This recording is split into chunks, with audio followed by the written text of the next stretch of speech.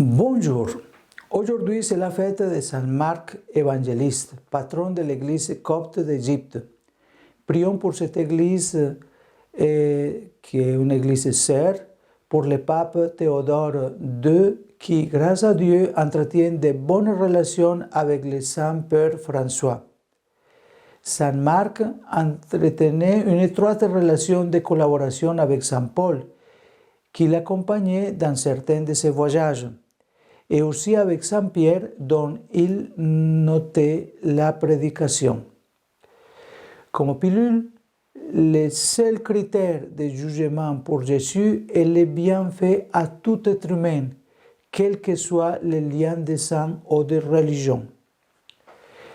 La dignité humaine est bien proclamée et défendue dans l'Ancien Testament en raison de la conviction que tous les êtres humains sont créés à l'image et à la ressemblance de Dieu. Jésus est né et a grandi dans des conditions humbles et a révélé la dignité des nécessités et des travailleurs. Tout au long de son ministère, Jésus a affirmé la valeur et la dignité de tous ceux qui portent l'image de Dieu, indépendamment de leur statut social ou des circonstances extérieures. Jésus a brisé les barrières culturelles et cultuelles, redonnant leur dignité à ceux qui sont mis au rebut ou considérés comme en marge de la société.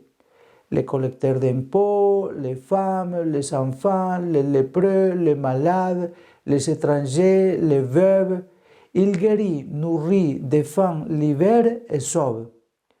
Il est décrit comme un berger attentif à une seule brebis égarée. Il s'identifie lui-même à ses frères les plus petits. Chaque fois que vous avez fait à l'un de ces plus petits de mes frères, c'est à moi que vous l'avez fait.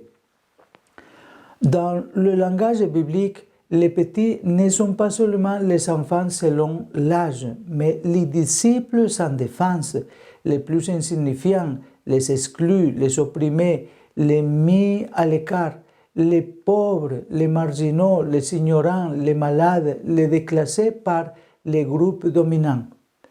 Le Christ glorieux jugera en fonction de l'amour envers son prochain qui consiste à avoir assisté l'affamé, l'assoiffé, l'étranger, les nus, les malades, les emprisonnés, avec lesquels il s'identifie, comme nous le raconte Matthieu 25.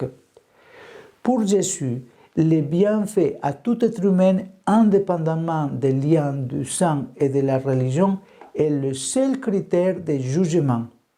L'apôtre Paul écrivait aux Galates affirmant que tout chrétien doit se comporter selon les exigences de la dignité et du respect des droits de tous les êtres humains, conformément au nouveau commandement de la charité. C'est le critère de base pour chacun de nous en tant que chrétiens.